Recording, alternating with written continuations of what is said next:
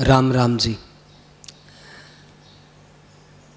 मैंने रामचरितमानस पे बहुत सारे चौपाइयों पे छोटी छोटी विश्लेषण बनाई। आप सभी ने उसको प्यार दिया, आप सभी ने उसको सराहा।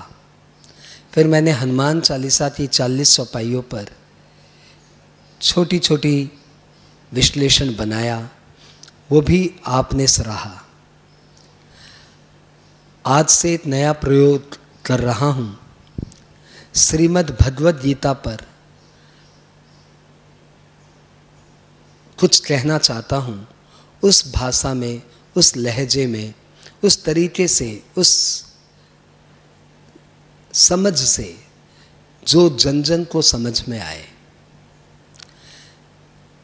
कहते हैं भगवद गीता को जितनी बार पढ़ो उसका एक नया अर्थ सामने आता है।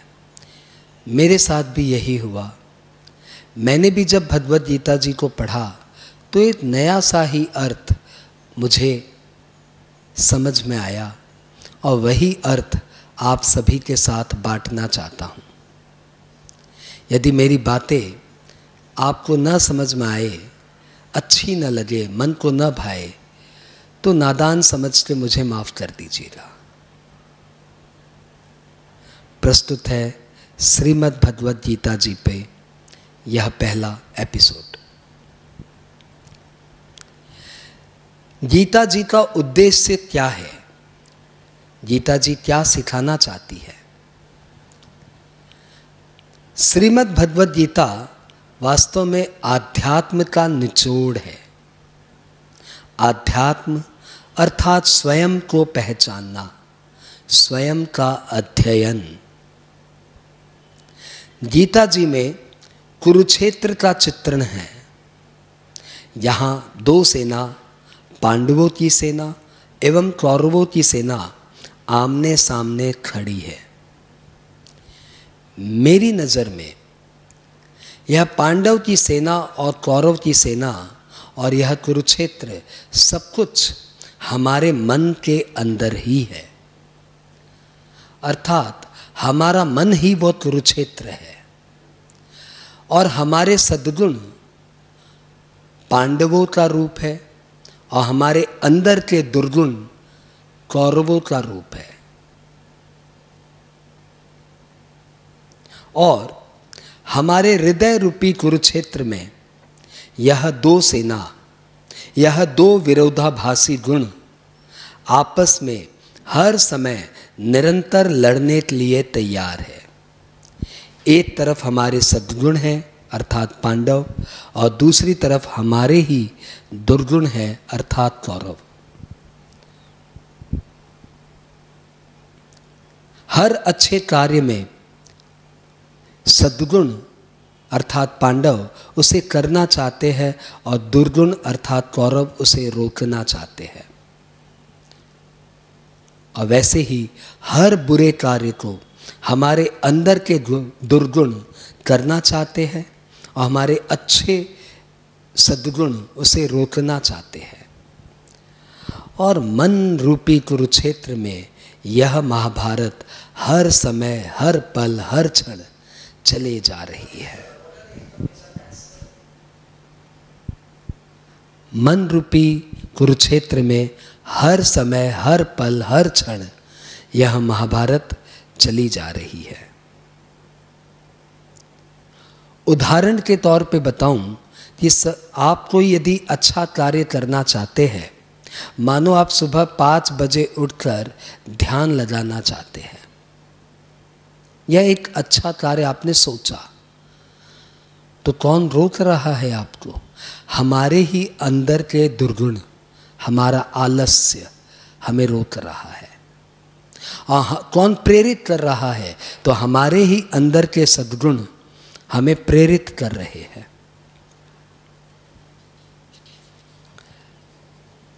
आप एकाग्रचित्त होकर कोई कार्य करना चाहते हैं, आप विद्यार्थी हैं, आप पढ़ना चाहते हैं,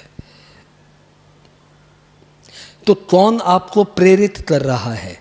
तो हमारे अंदर के सद्गुण, हमारी निष्ठा हमें प्रेरित कर रही है। और कौन हमें रोक रहा है? तो हमारे ही आलस्य, हमारी ही भोग विलासिता हमको एकाग्र होकर वह कार्य करने से रोक रही है।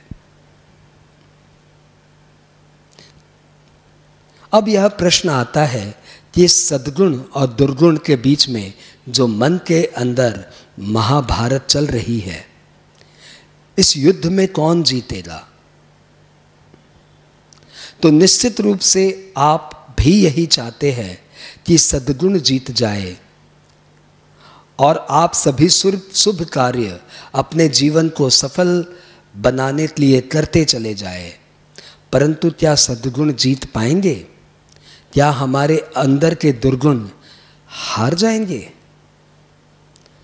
उत्तर तो सभी को पता है कि कौरव और पांडव बुरी आदतें और अच्छी आदतों के इस युद्ध में जीतेगा वही जो ताकतवर है। कौरव अर्थात दुर्गुण हमारे अंदर संख्या में अधिक है। उनसे युद्ध जीतने के लिए हमारी अच्छी आदतों को शक्तिशाली बनना पड़ेगा, यानी हमारी गुड हैबिट्स को पावरफुल बनना पड़ेगा। हमारे अंदर अच्छी आदतें हैं परंतु वह इतनी शक्तिशाली नहीं है। यदि हमें उन्नति करनी है, यदि हमें अपने अंदर की महाभारत में जीतना है, तो हमारे सद्गुण को और ज़्यादा शक्तिशाली होना होगा।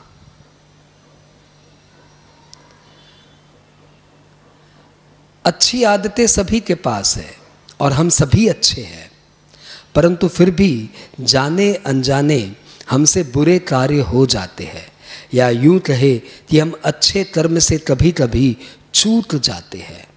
इसका कारण यही है कि हमारे सद्गुण इतने शक्तिशाली नहीं हैं जितने कि हमारे दुर्गुण हैं। अब प्रश्न आता है कि अपने सद्गुणों को शक्तिशाली कैसे बनाए? यही आध्यात्म सिखाता है, यही श्रीमद् भगवद गीता सिखाती है। आगे की बातें अगले एपिसोड में। तब तक राम राम, जय श्री कृष्ण।